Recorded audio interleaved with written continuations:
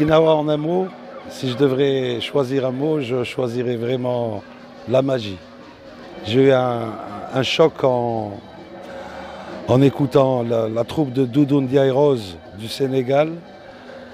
Doudou Ndiaye Rose est un grand percussionniste qui est décédé, que Dieu ait son âme. Et il avait 40 enfants, il les a toujours, ils sont là.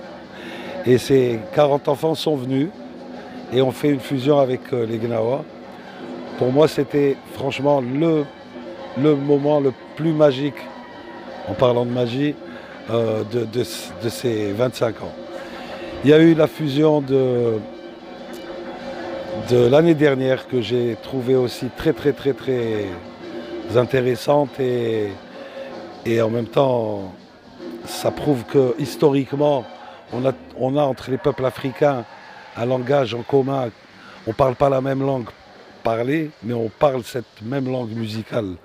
Et donc l'année dernière, il y a eu cette fusion avec les tambours du Burundi. Et cette année, j'ai beaucoup aussi aimé la fusion entre la Côte d'Ivoire, l'Espagne, le Maroc et le Brésil. Les ingrédients vraiment pour une fusion musicale réussie serait que, comme je viens de le dire, serait que les gens qui doivent fusionner doivent parler ce même langage. Même s'ils ne se comprennent pas en parlant arabe ou français ou anglais, mais ils doivent se comprendre en parlant cette langue qu'est la musique. Voilà, les ingrédients, franchement, c'est le secret. Si